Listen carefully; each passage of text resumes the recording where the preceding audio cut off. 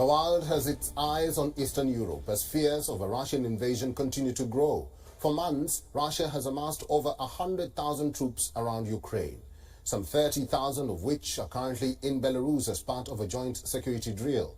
And now, on the day when these exercises were expected to conclude, Belarus's defense minister has announced that the two countries are extending their military drills. Issuing a statement, the Belarusian Defense Ministry said that the decision to extend the drills was taken because of military activity near the borders of Russia and Belarus, and an escalation of the situation in the Donbas region of eastern Ukraine.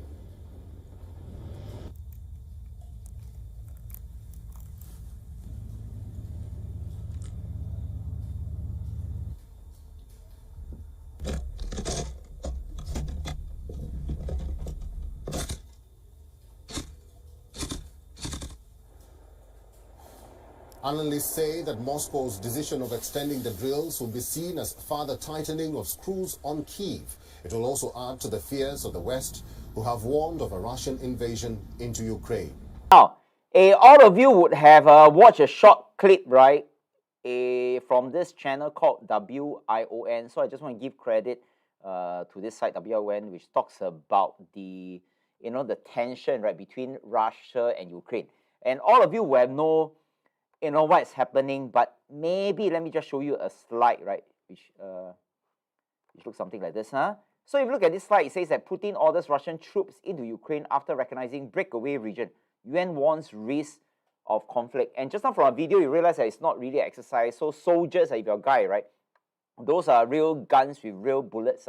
And in fact, Russia has already deployed 100,000 troops into the borders of Ukraine.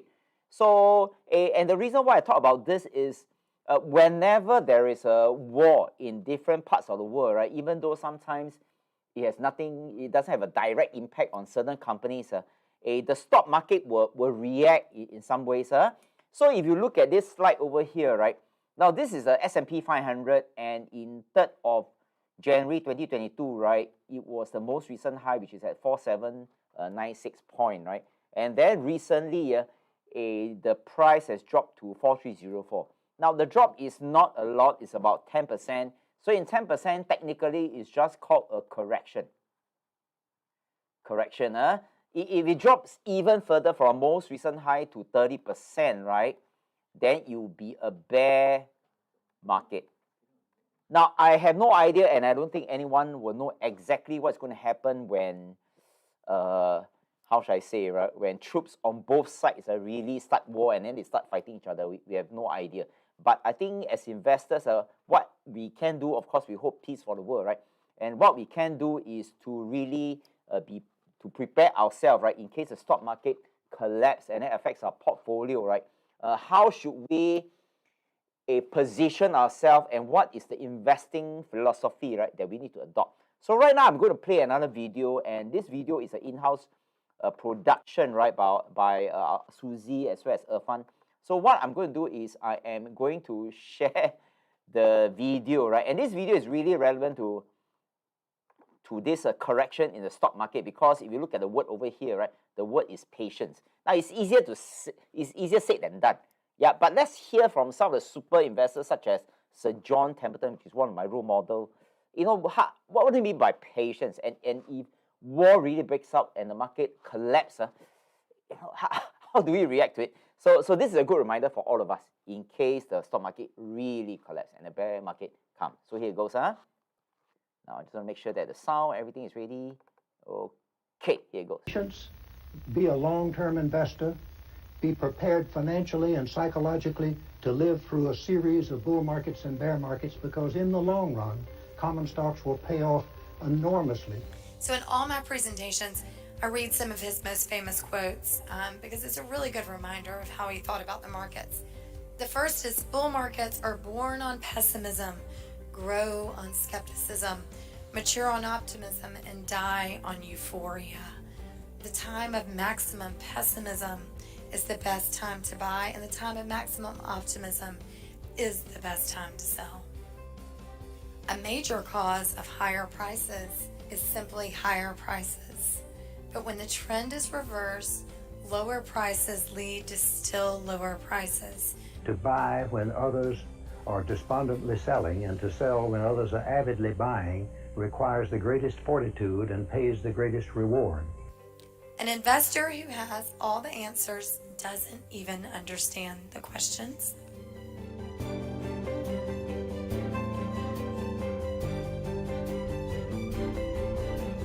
People are always asking me where the outlook is good, but that's the wrong question. The right question is, where's the outlook most miserable? We never know when it will change. Each day we buy that thing that is most depressed in price, and eventually most of them recover. But we never know. We have to hold things very patiently. Average holding period of 5 years in order to profit from buying things at the right time. If you want to have better performance than the crowd, you must do things differently from the crowd. The right time to buy shares in a common stock fund, or when most people are not doing it. Hi, it's Lauren Templeton. It's a beautiful day in Tennessee, and I'm sitting here enjoying my new copy of Value Investing Simplified by Cayden Chang. It's a great book. I hope you pick up a copy and enjoy it yourself.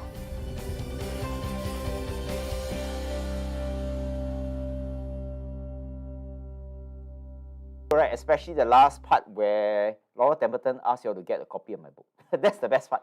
Okay, now, so let's get started. Let's go back to the slide again. Now, a very quick reminder, right, that Sir John Templeton has said every time when a bear market has arrived, you will always be followed by a bull market. But we have to take this statement seriously and also into context, because if you are looking at S&P 500, the answer is true. But if you're looking at lousy stock, it may not be true. So we have to be very careful under what circumstances Sir John Templeton said this. Now, just to let you know that the video that you just saw is just one of the many exciting, fun and relevant videos that are present in our YouTube channel. And on this slide, you can see we have many videos. For example, here we talk about BYD, we talk about Tesla, we talk about NIO, and then Ali talk about electric cars. And then here we talk about metaverse, recently, remember the Meta stock, right, with Facebook stock has plunged by maybe about 40%. So this is the channel that we spent a lot of time producing all the content with a great credit to Irfan and Suzy, yeah. And then on this slide, you can see the QR code, right? So maybe I'm just pause this slide for a short while. If you have your phone, maybe you can just spend the next 5 seconds, right? Scanning this.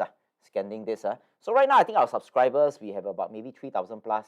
Yeah, so our goal, right, is to reach 3 million. So for 3,000 to 3 million is really a very big dream, right? So I'm going to leave this thing here for a couple of seconds. Just do me a favor, just scan, something will pop out, just click subscribe. Okay, good, right? Yeah, so right now, if I look at the YouTube, we have about 157 people watching this. So I think as time passes, we'll be expecting more, Now, so for tonight, we're going to officially start our ViA US case study live. We have been doing this, I think,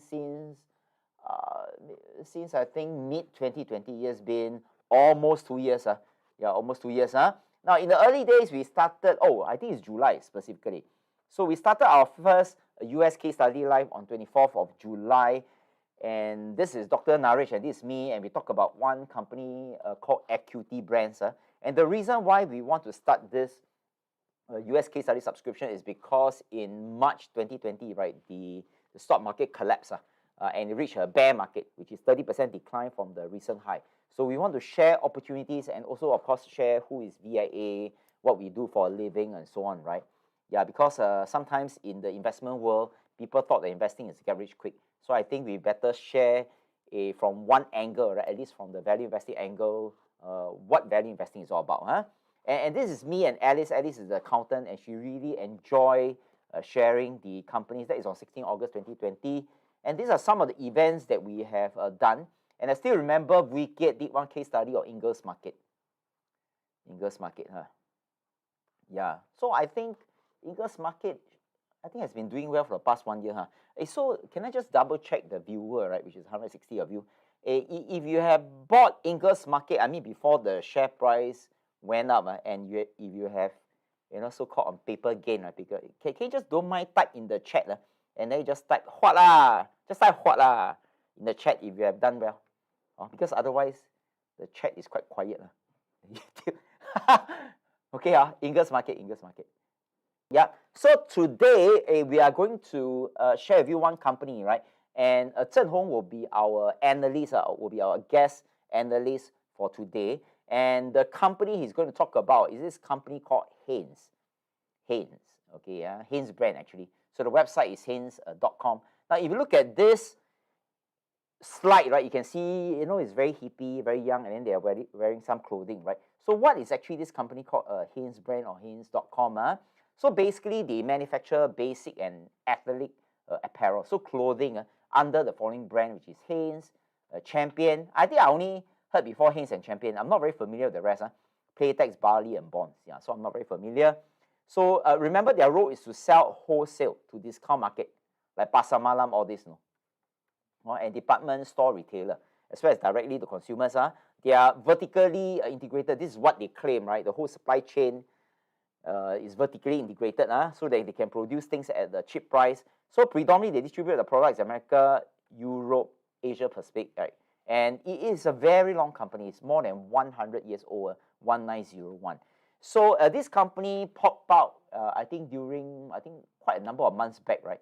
And because we felt that this company is quite simple to understand, because apparel, when we say apparel, everybody can imagine, right? So that we use this company as a case study for tonight. Now, let me just highlight to you first and manage your expectation, right? We have been doing this US case study live about maybe past 1.5 years. Yeah, as much as we can, right? We want to share companies that we felt that is, from the value investing angle that is good, and also from a value investing angle that is cheap. Yeah, but sometimes we would intentionally share companies that are so-so, right? So that from a learning perspective, you can see those that are really good. For example, like Inger's Market, right? And then those are so-so. Now, whether this company is a really good or so-so company, right? I will leave it to you to decide. So I want to keep it as a suspense. Now, at the end of this session, right, I will also share Hanesbrands competitor. So today we have about two companies. So what I'm going to do is I'm just going to play a short video, right? And then after this video, I'm going to hand over to Zhen Hong, right, to talk about this company. So I just want to make life a bit easy for Zhen Hong, right? So let me just pull out my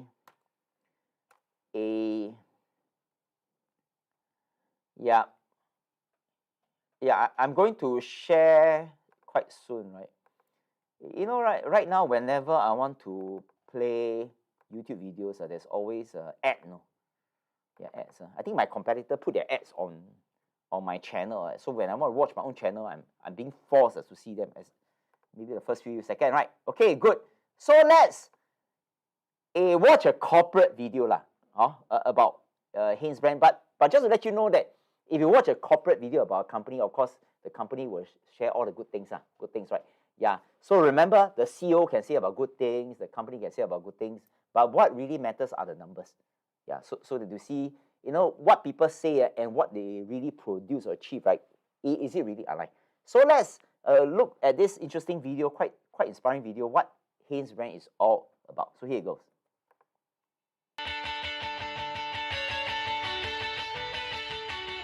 Early on, when I was here as a contractor, one of the surveys on our intranet site was, what do you like most about working at Hanes? The people. I absolutely love my coworkers. Because you want to be around people that inspire you. By far, I think it was 85% of the answers were the people. If I'm going to spend majority of my day somewhere, I want to be around good people. And that's what Hanes culture is to me, good people. We continually look for ways to work together, to work creative, to work smarter, not harder, in an area where we're able to work not only collaboratively, but also creatively. Which is a good thing. You get to work with people across the organization. So it's very integrated, and that there's a lot of communication across all of the different sectors. The people here are problem solvers, and they're all willing to help out. found that I was going to be able to wear a lot of different hats. So I've had a lot of different roles here, and it's one of the things that's kept me here for so long. The company has changed. I've had a lot of different opportunities, a lot of different experiences. That's what I wanted to do. I wanted to meet new challenges every day and be around new people and learn new things. Because that's what's here at Hanes. You know, we're a global company and we have a lot of different kinds of people. So if that's what you're looking for, Hanes is the place for you. What Hanesbrand apparel am I wearing right now? Oh my goodness, I don't know if I can tell you that.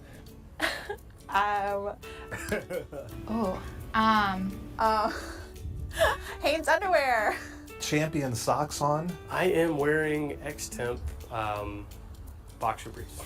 I think it's a Comfort Flex Fit bra. Boxer briefs and t-shirts. Bali and Hanes. Made them for him. Underwear and bra.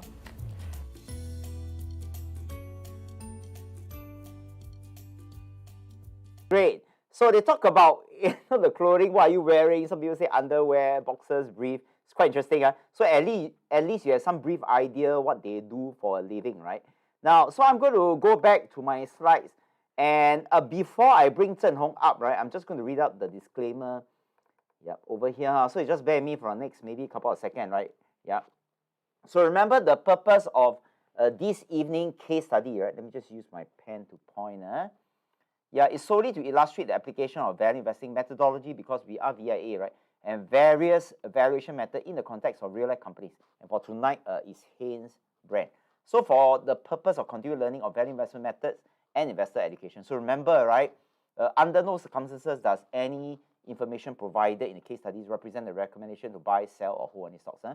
And the illustration, which is Hanes, a brand, the case study, right, is to demonstrate the general application of value investing principle, and it doesn't take into account all of you, right, which is 200 of you, individual characteristic, profile, or risk appetite of a given investor. So remember, in no event shall ViA or Zhen Hong, right, which is our disciplining author, be liable to any viewers, guests, third party, for any damages of any kind arising of the use of any content here, including without limitation the use of such content outside its intended purpose of investor education and any investment losses, loss profit, loss opportunity, special, incidental, indirect, consequential, punitive damages resulting from such unintended use. So remember, neither my Kinesis Investment, ViA, nor Zhen Hong, right, are operated by or affiliated with any broker, dealer, or licensed financial advisor. So you know that MAS need to grant license for anyone to give stock tip, right?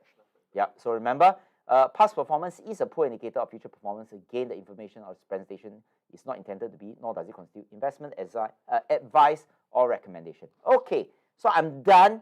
Finally, I helped Zhen Hong. So my name is Zhen Hong, and I'm from ViA Batch 32. All right. Okay, so today we're going to go through this brand called Hanesbrands Inc. Okay, it is listed in the New York Stock Exchange. The ticker symbol is here, HBI. And for our US case study subscriber, it is our US case study number 10. And today we are going to provide everyone an update on what Hanesbrand has been doing for the past couple of years. Okay, so interestingly, at the time of review, Hanesbrand has just announced the news for their Q4 of 2021. So unless the full year's data is available, right, if not, whenever applicable, I will insert the Q4 results from the in the form of the trailing 12 months aggregate to simulate the year of 2021. Then also do note that all these numbers, when I insert in, right, they are not official, and it's merely a simulation. So, and these numbers are usually extracted from aggregate sites such as Guru Focus. Okay. So, as usual, we'll start things by looking at the circle of competence by asking the 4 questions: what, where, type, and future. Okay. So, for what question, Hanesbrands is a manufacturer and marketer of basic apparels. So, basic apparels, they are broadly classified into innerwears and active wear. So for those who have seen the corporate video just now, right? When just now when the being asked what are the apparels, right? Some of them say innerwear, some say active wear. So for innerwear, right, as the name implies, right, they are what we wear on the inside So for example, things like underwear, socks, etc. Okay, so apparently Hanesbrands, right, is well established in the ladies' innerwear industry, so much that they dedicate a whole product category and name it the intimates. Okay, so down here lah, the intimates. Okay, then as for activewear, it usually refers to apparels on the outside, such as t-shirts, sweatshirts, sportswear for the genders, etc. Okay. Then just now, Kena has also mentioned that this company is not a new company. It has been around since 1901, and the HQ is in Winston-Salem in North Carolina. Okay.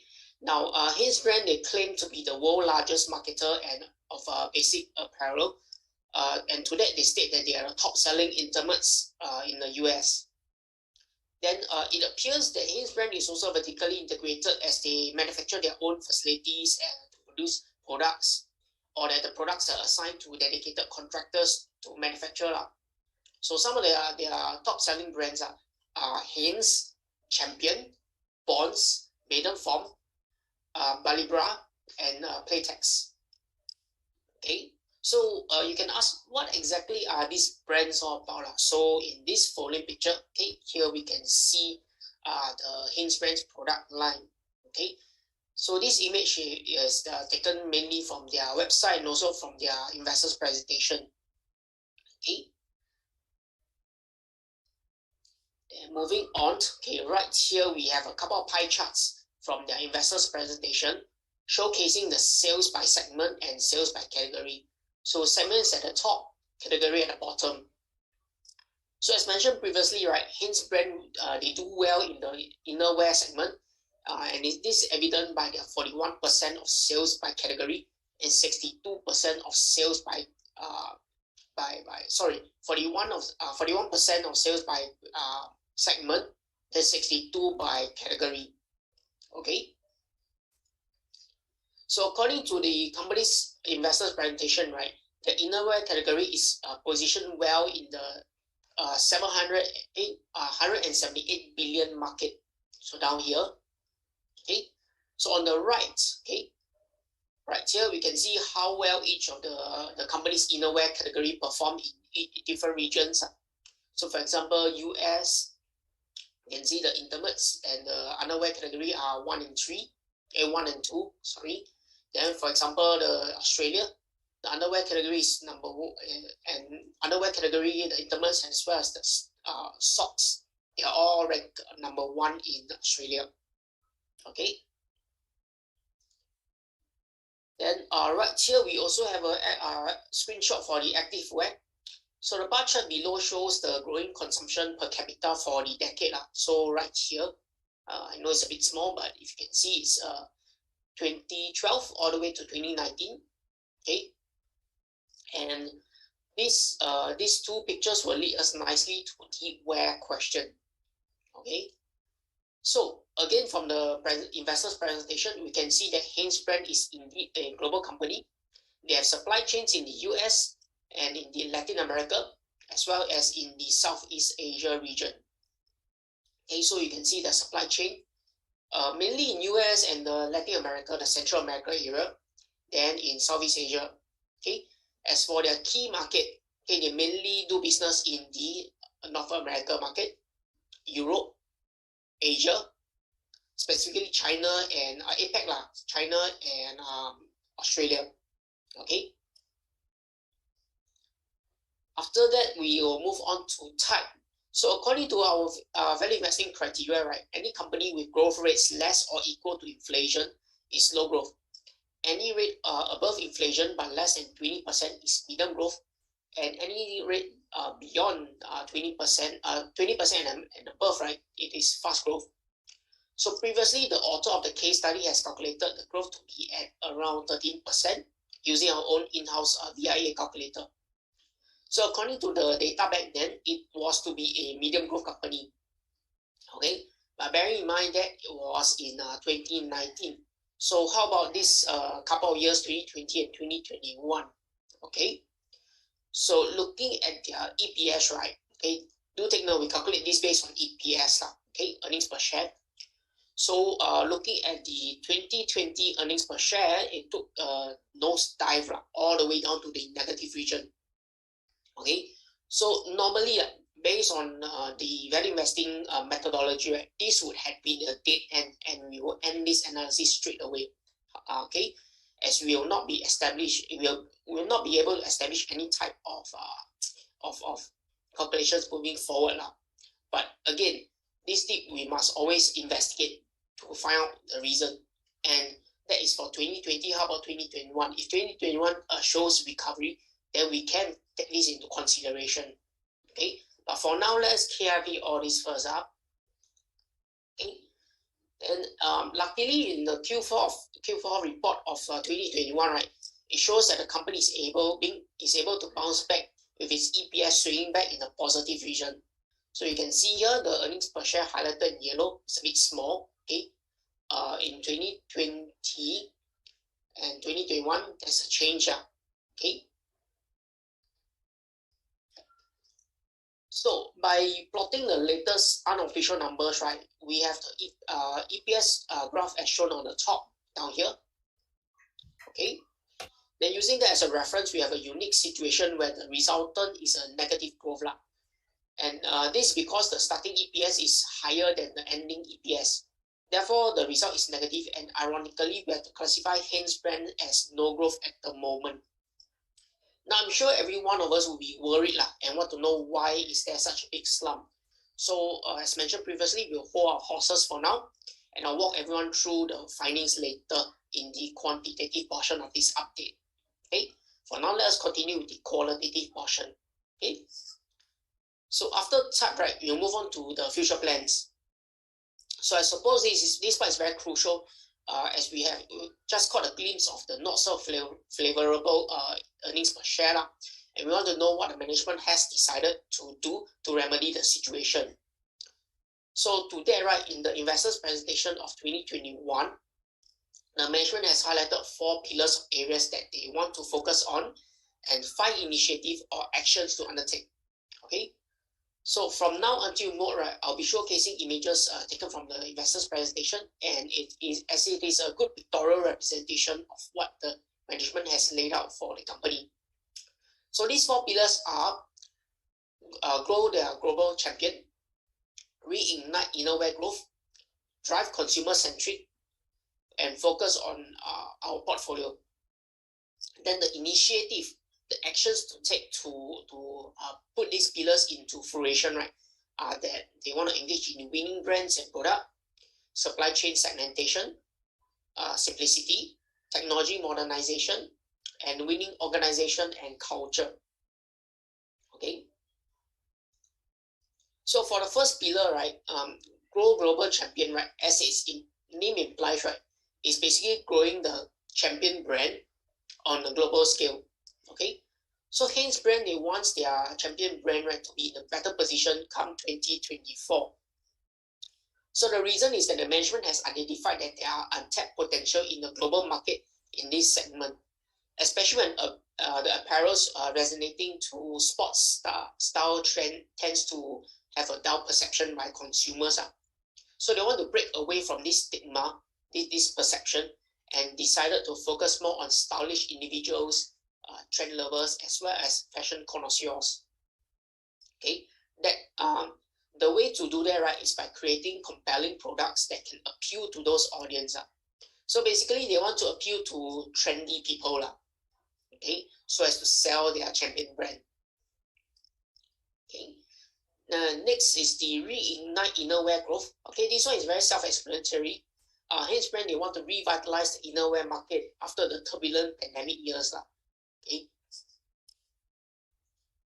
And the third pillar, drive consumer centricity, right? In this aspect, Hanesbrands expressed the desire to become more consumer focused by improving consumer feedback into the product design and empowering consumers in various touchpoints, as well as improving brands awareness through digital and direct consumer experience. So basically, this is what I've just read. Okay, this circle here. Okay, and for the last pillar, focusing our portfolio is also very self-explanatory.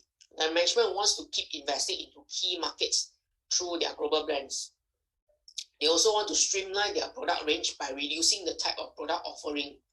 Okay, so in other words, they want to reduce their product offering, but at the same time, having the reduced selection of products, right, allows the company to go deeper into the key market areas lah. Okay, so moving on to the initiative, right, the management has stated that they will embark on actions listed here or this year to ensure that the company is able to meet the targets set by the pillars.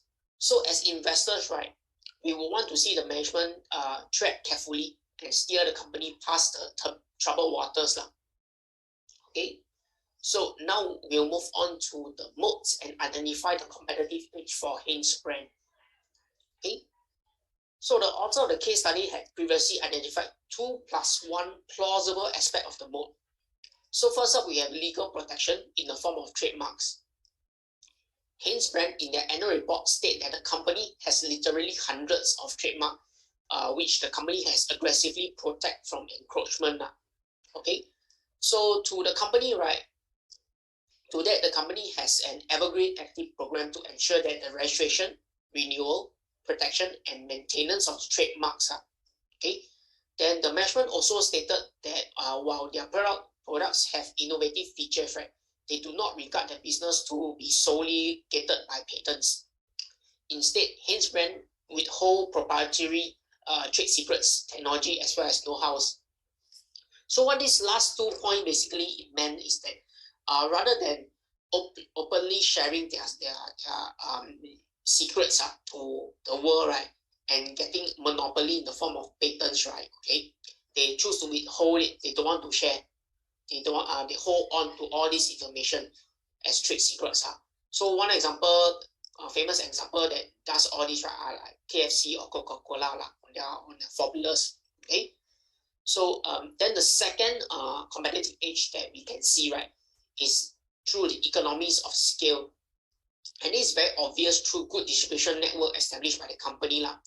So to that, they have 47 distribution centers with 2/3 outside US lah. So you can see here. Okay. Then as for low cost, right, it is plausible because the company seeks to streamline its product and reduce costs. So this point may or may not have any contributions to the moat at this moment. We can only re-evaluate this point in the future lah. Okay, and this completes the qualitative portion of this update, and we'll move on to the quantitative portion, starting with the validation of the moat using a couple of numbers. Okay, and they are ROIC, short form for return on invested capital, and WACC, short form for weighted average cost of capital. Okay, so these are the two factors that we look into when validating the presence of moat lah, in accordance to value investing criteria. Okay, so the criteria states that ROIC has to be bigger than WACC for us to quantitatively say that the moat is present. Then the bigger the difference, the stronger the moat. Okay, so this image, right, I've taken from Growth Focus, and immediately we can see that the difference between ROIC and WACC for FY 2020 is in the negative region. Okay, down here lah. So unfortunately, if we were to take this latest, this 2020 number, right, it is a fail in the value investing criteria. So similar to the shock that we all had experienced earlier, right, okay, FY 2020 appears to be a rocky year for Hanesbrands, and this sentiment, right, will echo throughout most of the chart. Therefore, I'll go through the chart first before I address the issue as a whole. Okay. So moving on, right, we have the EPS, the earnings per share chart, and we have a short glimpse of what it was previously in the type section. Okay. So according to value investing criteria, EPS, earnings per share, has to be on the uptrend. If not, it has to be stable. So previously, the author of the case study has established that the EPS is generally on the uptrend until here, 2019. Okay. Then the dip in 2017, right, was explained during the case study presentation, so I will not delve into it. So this was the dip in 2017. So long-term viewers will probably know that what I'm gonna recite next lah. So for EPS to go down, based on the formula down here, right? Okay, either the earnings decrease or the shares outstanding increase, or worst case both lah. So let us tackle this problem by looking at shares outstanding because it's the easier number to look at first. Okay. So for shares outstanding taken from Growth Focus, we can see that the numbers appears to be decreasing over the decade. So thus we can hypothesize that the decrease in EPS is likely due to the decrease in earnings and not due to the increase in shares outstanding. Okay. And to confirm that, we have to look at the earnings in the income statement. Okay. So from the income statement of 2020 annual report, we can see that the net sales has decreased. Down here, net sales decreased. So at the same time, the cost and expenses went up. So you can see the cost of sales went up, selling and general administrative expenses went up. Okay. And overall, this led to a decrease in areas such as the gross profit, operating profit, etc. Okay. So we can more or less hypothesize that the decrease in EPS is likely due to the decrease in earnings or net income. Okay. Nevertheless, right, value investing philosophy wants us to find out the reasons for such increase, and they can be found within the same report. Okay. So within the 2020 annual report, the management explained that the decrease in earnings is largely due to the shift in consumer behavior brought about by the pandemic, citing the decrease in consumer traffic and retail store closure as some of the reasons for the drop in sales. Okay, so mainly highlighted here. Okay. Then the management also went on further, right, to elaborate that the decrease in sales is also due to the company exiting its C9 Champion program, as well as the DKNY Intimate Apparel license. Okay. So these two had previously contributed 419 million sales in 2019. So that is why because of these two exits, right, that is why the earnings decrease, the sales decrease. Okay. So some info nugget here, right? C9 Champion was a value price product line by the Champion brand, and it was found exclusively in Target store. Okay. Then Hanesbrands chose not to renew the partnership in 2020, and that is why they had lesser sales from that aspect. Okay. Now we'll move on. Now, as for the increase in cost and expense, the management stated that in 2020, right, there was a large amount of charge pertaining to the restructuring and other action-related charges. So these charges include, but not limited to, supply chain restructuring and restarting charges, as well as asset write-downs. So interestingly, right, in response to the initial demand for PPE, personal protection equipment, right, Hanesbrands inducted PPE production into their product line. Excuse me. Then when the demand tapered down, the management decided to write off the PPE as part of their future plan initiative. So all in all, right, because of the pandemic, right, everyone scrambled to buy PPE, so there's a large demand in PPE. That's why Hanesbrands, they jumped onto the opportunity. But it wasn't a long-lasting thing. So that's why as the demand tapered down, they had to write off the remaining stock. Okay. So all in all, we can conclude that the decrease in EPS is due to the decrease in earnings, as well as the increase in costs and expenses. Okay. But all this, right, is not doom and gloom, as the company did well in recent recent quarters. Okay, they reported good news. So the image on the top, right, show the EPS for the company in FY 2021, and we can see that the numbers are swinging in the positive in recent quarters. So you can see negative, they're swinging all the way to the positive. Okay. So furthermore, right, from the Q4 report, the annual EPS for FY 2021, right, is to be at 1.48. Okay. So this means that despite the rough year of 2020, right, Hanesbrands had since recovered splendidly. Okay. Then this now leads us nicely into the gross margin charts. Okay. So the value investing criteria for gross margin is that it has to be above 40%. If not, it has to be uptrend or stable. So looking at the graph until 2020, right, it appears that prior to the slump, Hanesbrands is indeed doing well. So if we ignore this portion here, it is indeed doing very well. Okay. Then based on that, right, the gross margin for Hanesbrands could be at the borderline fail if and only if we factor in the number for 2020. But if you recall back to the EPS slides, right, or the slides, a couple of slides back, okay, the slump is very likely due to the double whammy contributed by the decrease in earnings as well as the increase in cost and expense. Okay, so to note that the chart here is only 2020 so 2021 has not been reflected in size such aggregate slides So if we judge 2021 based on the numbers that I've shared in the previous slide, right, we can presume that the gross margin for FY 2021 is to be at a better percentage. Okay. So after gross margin, we will look at the cash flow. Okay. So cash flow for value investing criteria, it detects that cash flow has to be on the uptrend. If not, it has to be positive or stable, and free cash flow is derived from operating cash flow by subtracting capital expenditure. So for FY 2020, the cash flow remained positive and generally on the uptrend despite the dip for that year. Therefore, cash for both operating cash flow and free cash flow, we can classify both of them to be a pass in the value investing criteria. Okay, so after cash flow, we'll move on to returns, specifically return on equity and return on asset. Okay, so for return on equity, ROE, okay, the formula is net income or earnings divided by equity and the result multiplied by 100%. Okay, then it has to be more than 15% according to value investing criteria. So unfortunately, Hanesbrands ROE is in the negative for FY 2020 and therefore it is a fail in that aspect.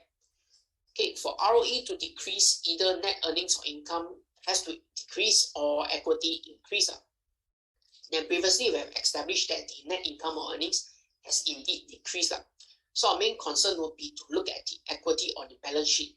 So for now, let us hold that thought and quickly take a look at the return on assets because both of them share similar formula. Then again, this is until 2020. We did not factor in 2021 because it has not been published in the aggregate sites at the moment of preparing this presentation. Okay. So for return on assets, ROA, similarly, the formula is net income or earnings divided by assets and the result multiplied by 100%. And the value investing criteria, the threshold is that it has to be more than 7%. Okay. So similar to ROE, Hanesbrands ROA decreased to negative, and this is a fail in that aspect. So based on what we have discussed, right, we'll look into the balance sheet for any signs of increase in equity and assets. Okay. So on the balance sheet, we can see here there is an increase in assets as well as liabilities. So although the numbers are small, you can see down here, the assets increase slightly, liabilities also increase. Okay. So that is why the resultant, based on the formula here, the resultant equity decrease. Okay. Otherwise, it appears to be not that jarring like we compare as the negative earnings for 2020. So therefore, we can conclude that the decrease in ROE and ROA is likely due to the negative earnings. Okay. So after ROE and ROA, next we're going to look at how the company manages debt, specifically going through the long-term debt by using debt to equity ratio. Okay. So debt to equity ratio, it is a measure of how much the company is borrowing to finance its day-to-day business. So value investing criteria, it demands that the ratio must not be more than 0.5. Okay. In other words, in ideal case, right, the company should not borrow more than half of its operating requirements. So for Hanesbrands, right, unfortunately, the company has been borrowing at a large degree to finance its day-to-day business. Okay, and this is a red flag and investors should pay heavy attention to this. So in this case study, right, the author previously has established that Hanesbrands is aggressive in its expansion, and this is evident by its large borrowing, and also went on to explain that the rise and fall of the ratio between 2015 and 2019. So down here, this portion here, we can see that there's a rise and fall. Okay, so the author of the case study previously has explained splendidly with regards to this portion. So today we're going to focus more on this part here. Okay, and we're going to investigate why the ratio rose up again. Okay, and today we'll revisit the balance sheet to find out more. Okay. So in 2020, similar situation to 2017, whereby there's a significant decrease in equity. So based on the formula, right, it is debt divided by equity. So if the equity becomes small, then the resultant ratio will logically become big. Okay, and this is precisely the case for 2020. Okay, I know the numbers here are quite small, so all you need to do is focus on the formulas that are listed here. Okay. Then another contributing factor is that in 2020, right, there was lesser retained earnings. So recalling back to the slides prior, right, the reason could probably be due to the impact from the pandemic. So all in all, right, the high debt to equity ratio is a combination of various factors, from the company's aggressive expansion stance to high borrowings, to having lesser equity as a result of the ongoing pandemic. Okay. So so this is all about their long-term debt. So how about their short-term debt? Since theoretically the detrimental effect from the pandemic is not a long-term issue. So to that we will look into two ratios, the current ratio as well as quick ratio. Okay. So before we investigate those two, right, let's hop over to interest coverage. So now interest coverage, right, is something that investors should explore, right, whenever the company has large debt to equity ratio. Okay, to take note of, whenever there's high debt to equity ratio, always look into interest coverage. Okay, why? Because we're especially afraid that the high debt could be the Achilles heel of the company, aka the factor that can spell doom for the company. Therefore, we would like to know how well the company is being able to service the interest generated by its debt, by the debt it undertook, by looking into the interest coverage. So value investing criteria, we would like to see the interest coverage to be more than 3. So thankfully, Hanesbrands' interest coverage is at 14.33, which is more than 3. So this means that the company is able to cover the interest generated by debts, and to that it is a pass in that aspect. Okay. So now going back to the short-term debt, okay, as mentioned previously, we look into current ratio and quick ratio. So current ratio is by using its current assets divided by current liabilities, and it has to be more than 1. Okay, so for Hanesbrands, right, its current ratio is at 1.62, which means that the company can service 1.62 times of its current liabilities using only its current assets. So in value investing term, this company is able to handle debt in the short-term duration. Okay. On the other hand, for quick ratio, it is a lot more stringent. Okay, because it uses current asset without inventories. Do take note, without inventories, divided by current liabilities, and it has to be more than 1. Okay, so Hanesbrands with a quick ratio of 0.91 means that the company is slightly being unable to pay off its current liabilities using only its current asset without touching inventories. So in value investing terms, right, this company is unable to handle debt in the short term without utilizing its inventories. A point investors will need to take note of. So in other words, right, there are significant portion of its cash or assets, right, is locked into the inventories. So we have to take note of this point. Okay. Then despite it being less than 1, right, the quick ratio is close to 1. So in a sense, this could be a plausible pass if you look from that point, that perspective. Okay. So now we have ended the debt portion. So after that, we'll move on to see how well the company is positioned for the future by looking at the SCAN or SCHEME acronym. Okay. So I'm using the SCAN acronym which is similar to scheme, just different wordings only. So it stands for specialized labor being not needed, competition manageable, ability to raise price, as well as new technology to help the business. Okay. So for specialized labor, it is plausible because such labor is appears to be not needed as the mode is institutional by the means of legal protection as well as good distribution network. However, right, similar to a lot of all these companies, right, it would be good for the company if skilled personnel are organic to the company, especially so if the company wants to be customer centric or they want to focus more on service. So those are the type of company that would do better if their skilled laborers are organic to the company. But this could have been also a flip side also where specialized labor becomes needed. Okay. Then competition seems to be unmanageable as the gross margin is less than 40%. And this is further dampened by the fact that there were 2 slumps in the last 5 years. Okay. So we can see that the gross margin appears to be slightly choppy. Okay. Then ability to raise price is unlikely as the industry is very, very price sensitive. Okay. Then lastly, new technology definitely helps the company, and this is evident by the buffers the buffers that are created by Hanesbrands online portals in the face of declining sales in years affected during the pandemic. Okay. So after this, we'll move on to the intrinsic value, which I will take reference from 2 sites, Growth Focus and Morningstar. Okay. As these 2 sites are our more commonly sourced aggregate sites. So for Growth Focus, they value the company to be at around 16 USD at the time of data retrieval. Okay. And the share price was to be at 15.73 USD. Okay. So it appears to be slightly undervalued or fair value according to Growth Focus valuation. Okay. Then for Morningstar, they value the company to be at around 26 USD at the time of data retrieval. The share price was to be at 15.72 USD. So according to Morningstar's valuation, it appears to be undervalued.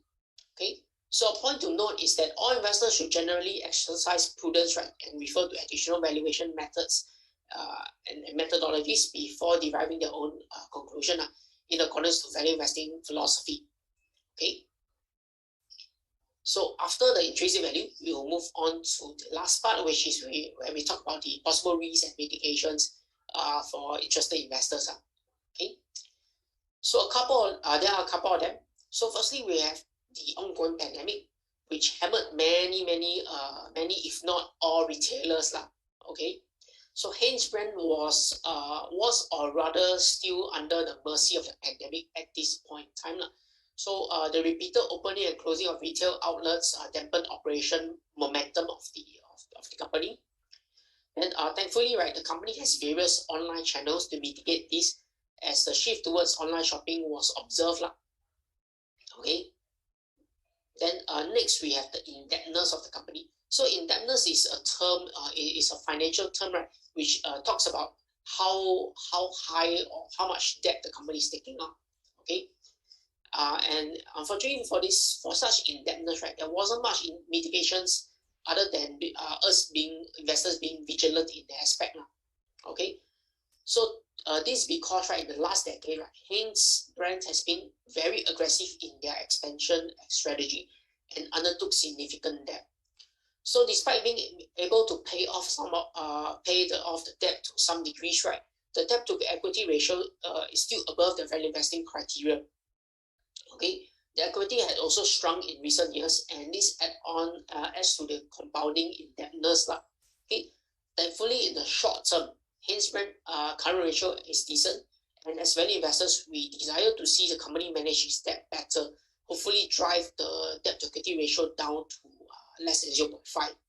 Okay, but of course this also dependent on industry, because certain industries tend to have high debt to equity ratio, no matter how well it is. Okay. So a quick recap for Hanesbrands is that it is a apparel manufacturer and marketer specializing in sporty activewear and intimate innerwear. Okay, their business mainly rely on trademark that are enforceable on global stage. The company appears to have no growth at the moment and negative returns due to the slump in recent years, especially so in the pandemic. These couple years in the pandemic lah. Then the slump is mainly attributable to the pandemic, as mentioned, such as the decrease in net sales, writing off of PPE inventories, as well as related charges. The company is also aggressive in their expansion, taking on high debt to finance its business. While short-term debt appears to be manageable, long-term debt appears to be worrying. Okay, that Hanesbrands at the moment may not be well poised to take on the future, but require re-evaluation come 2024 deadline for the goal set in their future plans. Pandemic and indebtedness are two major risk factors for this company. And with that, we have come to the end of this update session, and I hope this update will assist you in making your own informed decision. Okay, Cayden, back to you. Okay, thank you. Zhen Hong, you just hang around for a short while, right? Okay. Yeah. Maybe I just share some information. Let me just share screen. Okay. So right now, I think what I want you to see a couple of things. So the first one is one question by Naresh Waran, right? Regarding the earnings per share, should we look at the quarterly? Now, initially when I look at this company, right, I saw there's a drop in EPS. So we must understand that drop EPS is quite surprisingly because all along they have been doing pretty well. So for me, usually I want to look at the most recent one, the quarterly, to see whether is it a permanent damage. I see after it drops, it continues to drop, become negative, or there are signs of recovery, right? So let me just move my mouse over here. Can you see this EPS? Yeah, earnings stands for profit per share. That means if you buy one share, what's the profit that the company generate? Now, this is on a yearly basis, right? You look at this on a yearly basis plus this green graph over here. So do you see that actually they're doing okay? Doing okay. So like in life, sometimes you got some bad days, right? So you see the bad days here, negative 0.09. Yeah. And because of this negative 0.09, right? And then we are using the policy EPS to a negative. That's why we draw conclusion that the company has no growth. Yeah. So we are really, how should I say, we are judging this company on one super bad year. Then if you look at the 2021, do you realize that it bounced back? So the negative and then come back here is 1.48, right?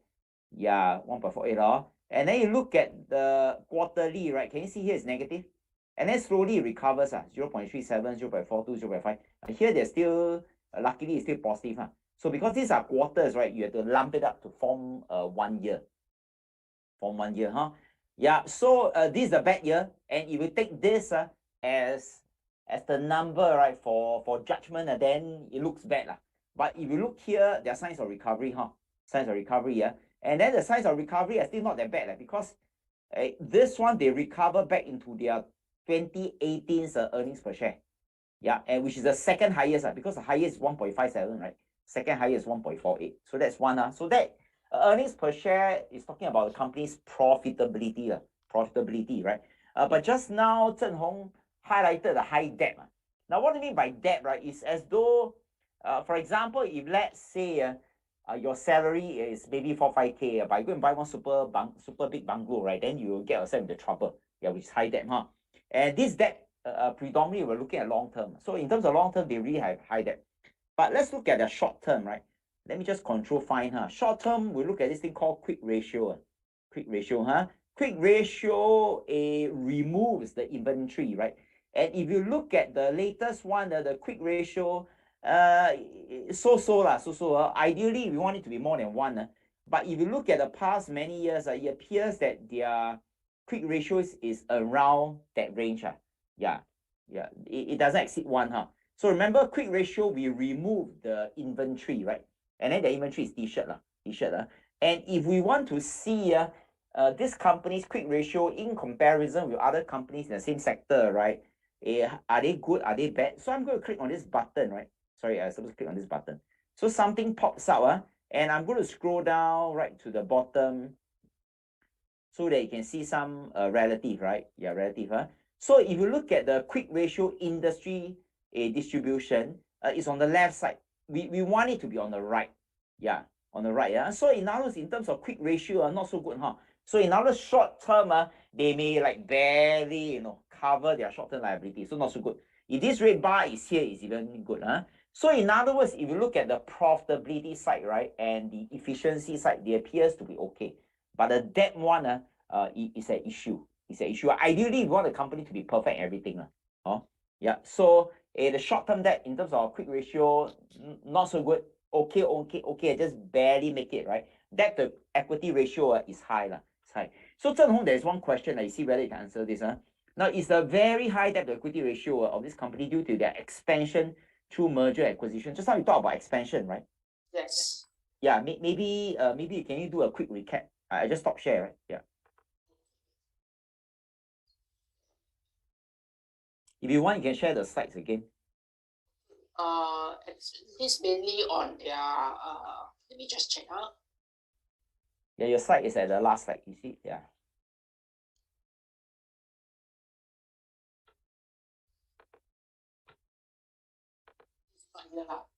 Okay. So I'm basically leveraging on what the author of the case study had established previously.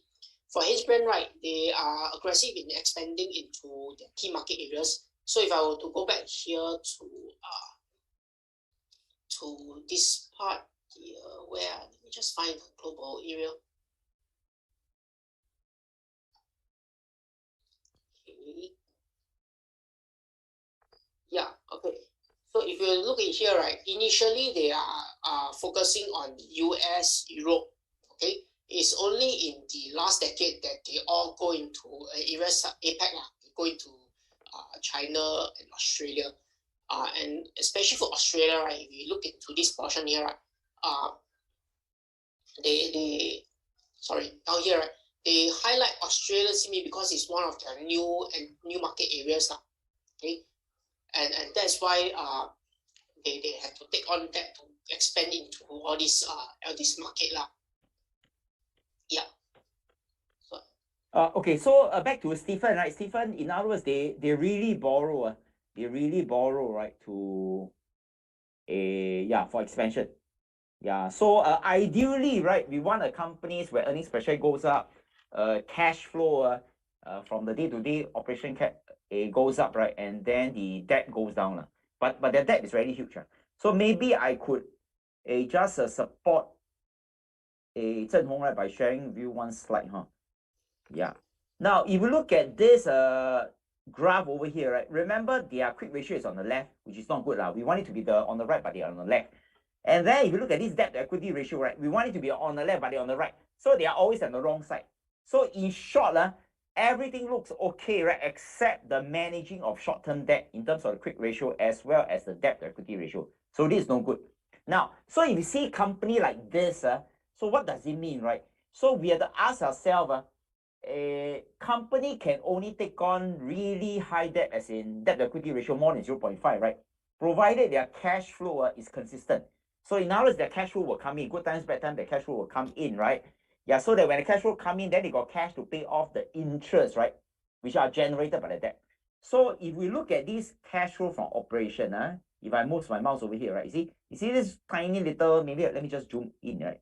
Can you see this graph appears to go up? And we look at all these numbers, this number, see, this is a bad year, right? Remember, the 2018? Yeah, it dropped by 50%, right? From 803 to 448, but it climbs back up. So I find this one is quite interesting. If you look at the global financial crisis, right, which is 2008 to 2009, 2008, but there's still cash flow, right? I would expect it to be negative. Yeah, so it's I find it quite interesting is because it's just a apparel company, right? Why is it like a bit of recession proof, where here it was okay, right? And then here it's also okay. Yeah, so what we can do is we can only deduce from all these numbers here, right? Yeah, it helps to ease the debt part. Yeah, but remember, if this cash flow for operation become negative or the interest coverage become very bad, right? Then it's quite dangerous, huh? Yeah, so in other words, if we use a metaphor, right, to describe a Hanesbrands, it appears to be, quite a handsome guy, right? But somehow they got a big pimple on the nose. So quite irritating, right? So the big pimple on the nose is actually the high debt to equity ratio. which also means that if as an investor you're interested, right, you have to take into account into the valuation to make sure that you buy at a low price with a margin of safety. Yeah, okay, so Stephen, that's to answer your question. Okay, I'm going to stop share, right? Any other thing that you all want to ask Zhen Hong? Now, by the way, there's a question by Amber C, right? Amber said if I sign up, it's separate from our value investing program. You know, the intention, right, of the 4-day value investing program is to equip, right, any individual for them to be proficient investor, at least the baseline, right? Yeah, and then of course, after 4 days, they can always do it themselves. But after the 4 days, if they find that, yeah, you know, I understand all these things, I can do it myself, but I don't want to. For example, we have some busy individual like doctors, lawyers, you know, pilots. They say, yeah, you know, I understand. At least I understood something. I know what Cayden is doing. I know what value investing is all about. And then, you know, right now, I've got a lot of funny things, right? At least I will not get cheated or whatever. So they know what to do and what not to do. And then if you're individual, you're really very busy. You don't want to do this work. You want a professional team, right, that you trust because you attended the 4 days value investing program. You know who you are. You want this group of people to do for you, then we'll do for you. If not, you can still do it yourself. Don't worry.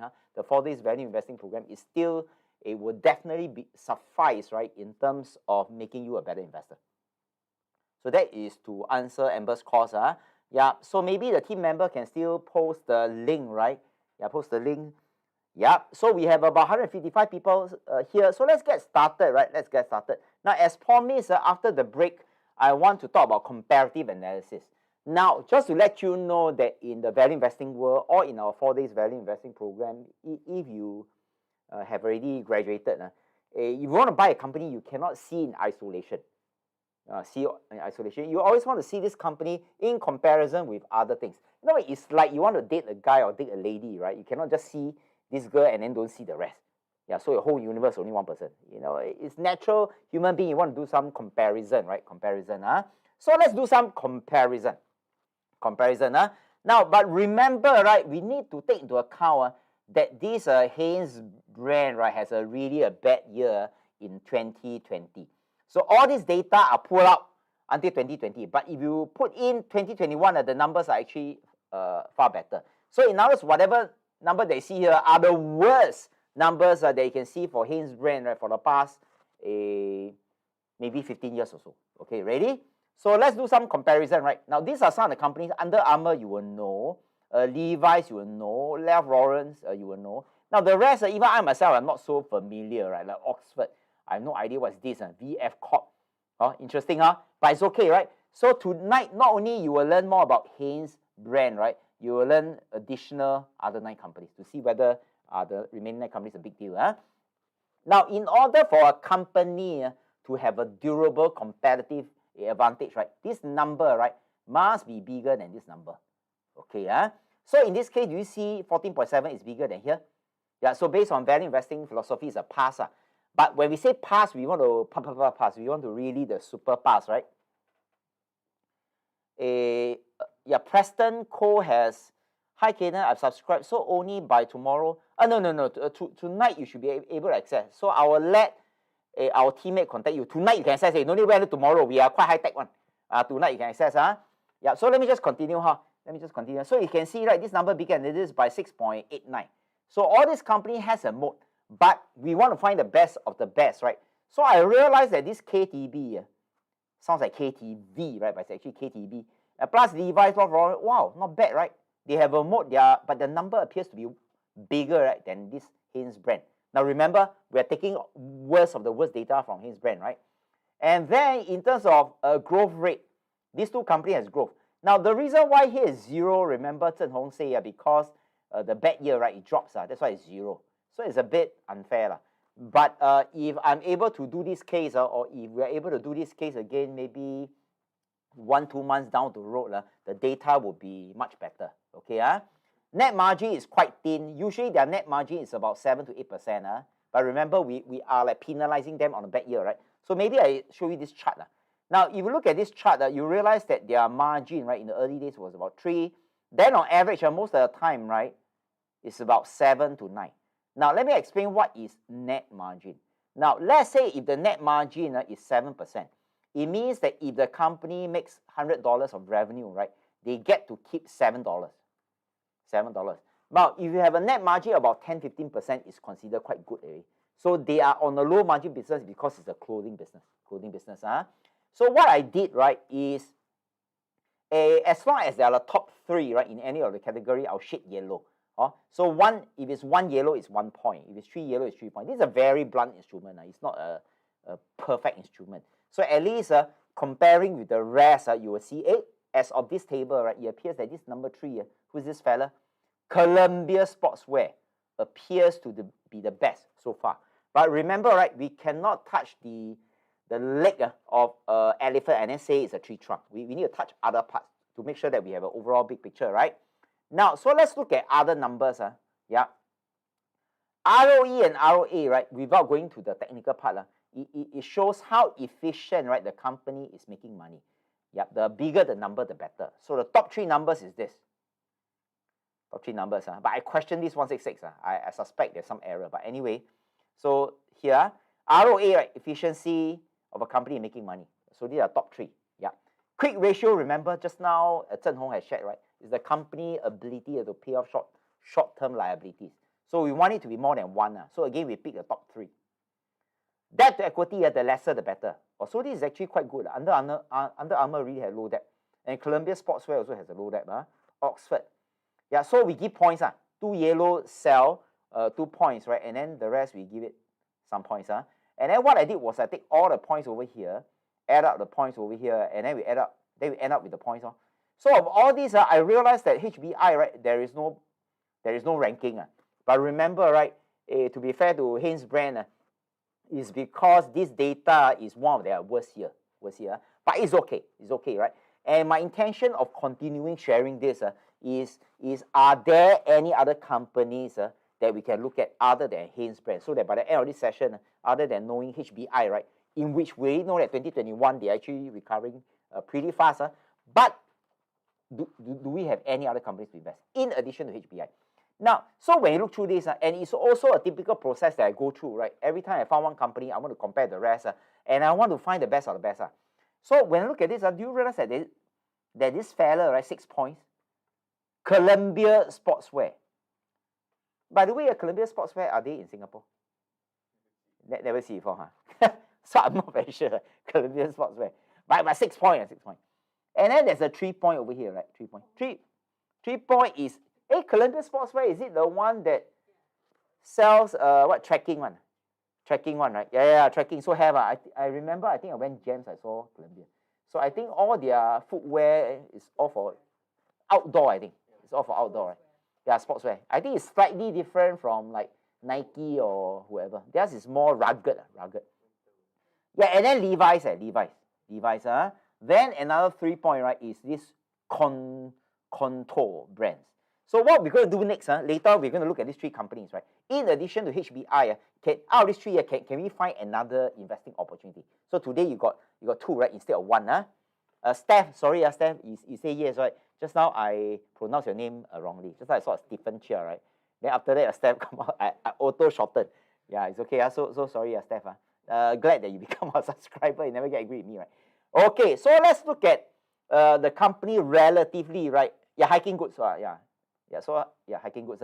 So if you look at this, okay, this is to measure how cheap the company is, relative. So top 3 cheap ones are these 3. Okay, 1, 2, and 3. So this number again, smaller the number, the better, without going through the detail. So this is a number of points that we award, right? Yeah, which means that today's case study, other than HBI, right? Now I'm going to give you a special bonus. So what's the special bonus? Yeah. Oh, yeah. Before a special bonus, just now Zhen Hong talked about intrinsic value, right? Based on Guru Focus, it's about fair value. Fair value, that means from the angle of value investing philosophy, that means you can still buy, except that you have to wait for the share price to really go up before you can make money, right? And then the other one based on Morningstar. Morningstar, don't know why they are quite optimistic about life, right? Their intrinsic value is 26. And then they said that HBI is 40% at 40% discount. What lah? But remember, a point to note, right? all investors should generally exercise prudence, and you just want more additional valuation. Okay, so this we are done with this HBI. In short, is undervalued. But remember, take note of the debt, right? It's quite high debt, yeah, high debt, Now, so let's look at these three companies. Remember, we extracted that these three fella, they appears to be good, right? Yeah, can you see this number one, number two? So let's look at these three. So in addition to HBI, right, how about these three? Are they a possible investing strategy? Now, without going through the detail, right, I picked three key metrics. Now, if these three key metrics are failed, no need to say, no need to look at the right say. You don't even bother to understand what they do. Columbia, right, sportswear, and then Steph already say hiking goods, just nice, Okay, you see the earnings per share? Actually, all is quite good, except that this year suicidal, but this one looks very similar to the HBI. Now, bear in mind that the data here is 2020. These are worst year, right? Yeah, later we can go and check later I go to Guru Focus and check whether their quarterly has it recovered. So steady. As of now, based on value investing philosophy, appears to be a fail. Now, cash flow, right? Uptrend. So far, so good. Their debt is low. Okay, so two tick. Out of three key metrics are two tick. Levi's, right? Wow, here you see. Do you notice that all the 2020, everybody suffer? Yeah, everybody suffer, right? So here it recovered. Not only it recovered, do you realize that it's even higher than the pre-pandemic? 2019 is pre-pandemic, right? Yeah, actually I find this one quite interesting. Every time I walk past a Levi's shop, inside no people. So I don't know why the line goes up. Yeah, I don't know who they sell to, but anyway, these are numbers. I cannot lie, right? So this is a one take, based on value investing philosophy. So this operating cash flow, do you realize that it's smoother, right, than the Columbia goods? So second tick, right? And then here, this one a bit higher. You want it to be less than 0.05. So cross. So fair, So two ticks. Then how about this KTB, right? KTB, KTB, like that. So remember, 2020 is always the bad year, right? I'm not very sure, but assuming that if the dots come up here, and then this one goes up, I think it's quite cyclical, right? Yeah, so this one is a cross. Then the operating cash flow is a bit cyclical, right? So I'll put a question mark here. Now, debt is definitely failed. Yeah, which means that if I look at these three, right? These three, what I'll do is this for this Columbia, right? I will check the 2021. Later I'll check in front of you, this Levi seems to be okay, Okay, at least the best among the three. So what we're going to do is let's check the latest quarterly report for COLM, and let's check the debt on Levi. This one, we want it to go up. The debt, most recent quarter, we want it to go down. Okay, so I'm going to escape this. Don't worry, in the next couple of minutes, I'll just draw a conclusion, right? You just give me a minute. Let me just see just now the ticker symbol, right? The ticker symbol is COLM, COLM. So I'm going to share screen, right? Just give me a second, right? I'm going to share screen. Yeah, and then COLM. Okay, Columbia Sportswear, right? So remember, Columbia Sportswear, we want to check their latest earnings per share, right? Yeah, earnings per share. Yeah, wow, not bad. Can you see? This is 1.62. Can you see the most recent one, 5.33, which is higher than here, right? Hey, so not bad. So this Columbia, what, right? This Columbia Sportswear, not bad. Not bad. Later, I just want to check my slide, whether did I include the intrinsic value. Oh, I did, I did. Okay, Wow, so not bad, Not bad, Okay, so let's check the intrinsic value, right, of this Columbia hiking. Hey, also undervalued, can you see? Yeah, so can you see here? The GF value is 109. So current price is 96. So other than the Hanesbrands, which is fair value, undervalue, right? This one is undervalued. So you got two way. So let's look at the Levi, right? Which is LEVI, I think.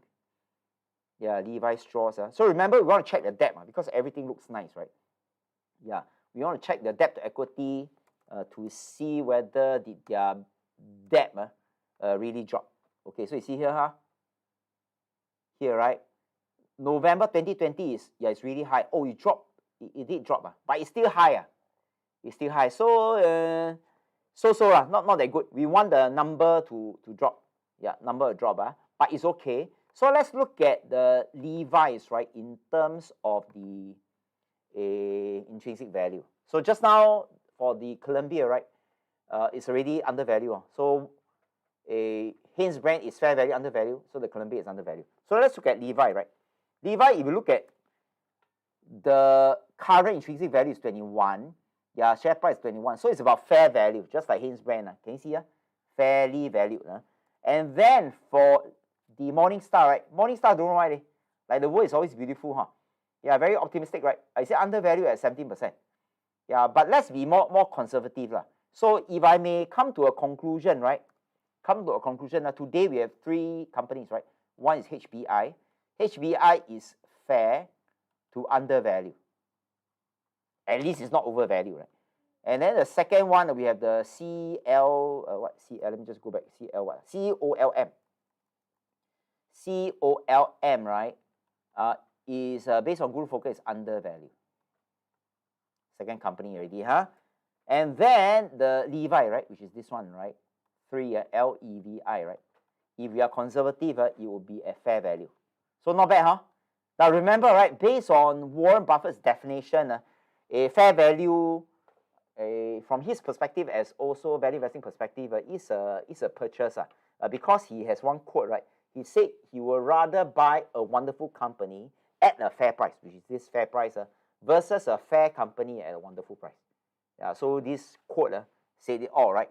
And then let's come back to the last part, right? So remember, right? Hanesbrands, Levi, they are just a few companies out of our database of 56 companies. Now, just to let you know that this 56 is not 56. This 56 is we stringently, right, screen, filter off out of 3,600 companies listed in the US. Now, unless you want to spend the next few months doing this yourself. Yeah. Otherwise, it's done for you tonight. Access immediately, right? So a quick recap, 56 good companies on the shopping list, and then 31 still good and undervalued, huh? And you get instant access tonight. Yeah, instant access tonight, yeah? And then just now we list out all the things, right? So other than these 56 companies and then 31 companies that are good undervalued, moving forward, every single month we will also deliver 2 companies to your inbox. And then not only that, right, our upcoming gathering should be about 3 months later. 3 months later, we're going to meet via Zoom, right? And then we will give you updates for 2 companies. And then I'm going to share with you some of the things that I personally do. Yeah, and this will only be available, right, provided you become our subscriber today. So I just need the team member, right, to just post the link. And yeah, I'll be here to address any question, including our teammate. This is my last slide already, no more, right? So at least at the end of the day, today, I think we have delivered some value to you. And we are a small enterprise in Singapore having big dreams, right? And our company is called ViA, and we call ourselves Value Investing Academy. We are the first Value Investing Academy. Subsequently, there are other companies who also call themselves Value Investing something. Yeah, but we are the first one in Singapore. So we are Value Investing Academy, right? So in case you see somebody say, I'm Value Investing something, it's like a mock-up, I say, made in China, right? Yeah, so our company is a Value Investing Academy. We stand for ViA, and ViA is the only original one. And this logo is a trademark under the intellectual property of Singapore. And remember, our mission is we care to make you a better investor. And then we even have our own hashtag, ViA, what me please, right? Interesting, and grow ViA. ViA. Okay, so with that, our teammate has already posted the link. I'm just going to exit for a short while, right? Now, ladies and gentlemen, any other question that you want to ask, you can post in the link. Oh, we have still 185. Maybe for this 185, just a bonus, right? Maybe I just show you how we can make money, right, out of information that is provided in our QS case study. So I suppose all of you should be able to see this screen, right? TDMA trade. Now, I'm just going to show you a few that in real life, right, how do I squeeze cash instantaneously? Now, this company is called HBI. Later, we will do LEVI, we will do the COLB, and so on. So let's start with Hanesbrands. Yeah, Hanesbrands. Now, I'm not very sure how many of you are our grad, but in case you are our grad, you will know we make money either on a weekly basis, as you can see over here, the words weekly, right, or on a monthly basis where there are no words. So if let's say, right, yeah, Angelina. So let's say if I want to make money in 30 days, can you see there's a 30 over here? So I'm going to expand out lah. Expand out, right? Yeah. And let's say you choose a strike price. Strike price, that means you want to buy the stock at a cheaper price. Right now, the stock is about $15, 14.92, right? And if you see this 14, can you see there's a 0.3? 0.3, yeah? So what I'm going to do is so if I sell put option, right, with a strike price of 30, right? 30, yeah? So how do you calculate ROI? Maybe I need a fund to help me calculate, right? A fund, you just help me to, oh, cannot, huh? Okay, Susie, you help me calculate. Susie, can you help me take 0.3, right, divided by 14, then multiply by 100? Yeah, it should be maybe 2 point something. 2.4. Yeah, so by the way, 2.40. 2.14, okay, 2.14. So in other words, for those people who are graduate, right, if you sell a HBI put option at strike price 14, yeah, or you will collect 2.14% per month. I mean per month as in this month. Okay, so that's one scenario. Now let's look at the Levi's, right? Let me just clear this. Levi's, I think it's L-E-V-I, right? L-E-V-I. Okay. Yeah, correct. Levi's Strauss and Company. Okay. Oh, they don't have a weekly. So which means that the HBI, I think it's more popular among speculators. Now, let me just try 50, right? 50. Wow, this one quite good, huh? Quite good, right? Yeah.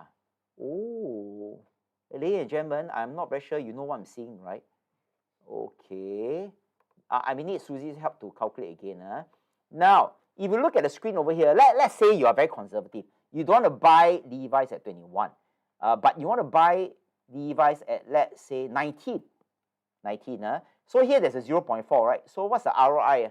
Yeah, I'll just need Susie to help me calculate, right? You need to take 0.4, then divided by 19, right? Then after that, multiply by 100. Yeah. Sorry, 2.10. Okay, 2.10. So Susie, I need your help to take this 2.10, further divide by 50, then multiply by 30. Divide by 50, multiply by 30.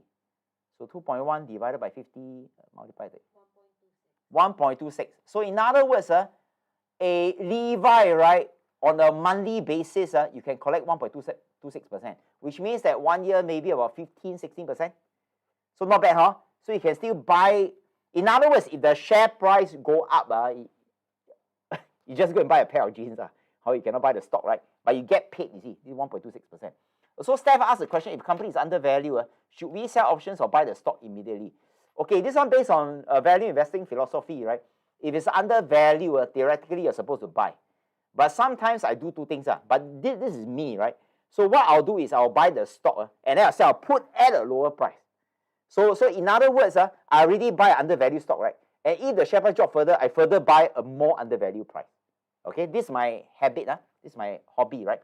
So let's look at the Columbia. Not bad, these three companies, ROI for options is pretty good, right?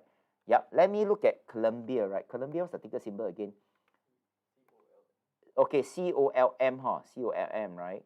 Very good. So right now, let's type COLM. COLM. Yeah, correct. Columbia Sportswear. Woohoo!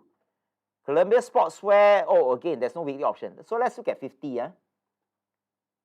50, right? Okay, this one is 0 is inaccurate, but let's look at this number. Now, by the way, I just want to give you some hack, right? Some hack. Now, pay attention to this. Now, because the stock market will only open at 10:30, and I want you all to rest. Now, if you look at this, here there's a 1.45, here there's 2.35. So the spread is quite huge, right? So usually in real life, I don't really sell at 1.45. I choose one number in between. And you can see here, right, the last time the option was sold is 1.6. So let's say take 1.6. 1.6. So I may need Susie help. Take 1.6 divided by 85 and then times 100. Yeah, so 1.6, 1.88. Okay, so this will be 1.88%, right? But we need to prorate to 30 days. Huh? So we will take 1.88 divided by 50 multiplied by 30. Yeah, so 1.8 divided by 50 multiplied by 30. 1.12. Wow, so not bad, huh? So at least during our 4 days value investing program, we all want a monthly income to be more than 1%, right? So that we beat the market, because the market is about 10%. Every month 1% is about 12%. So we want to beat the market. And remember, right? Assuming that you go back to Steph's question, you buy the stocks, you sell a put, right? Other than the 1% you collect, remember you also collect dividend. Dividend usually is about 3%. Plus a bit of capital gain, you add up, I think easily, just the options alone, you'll be able to beat the market already. Okay, so I think for tonight, I think not bad, huh? I share with you 3 companies, right, which is Hanesbrands and so on, huh? So on, right? Okay, 224. Thanos Vaporize the half. Whoa. Okay, got it? Okay, so again, remember, my name is Cayden. Me and all the team members, we are from ViA, right? There's only one ViA in the entire universe, and ViA stands for Value Investing Academy, and we care to make you a better investor. So have a good evening, and I shall see you soon. Okay, goodbye.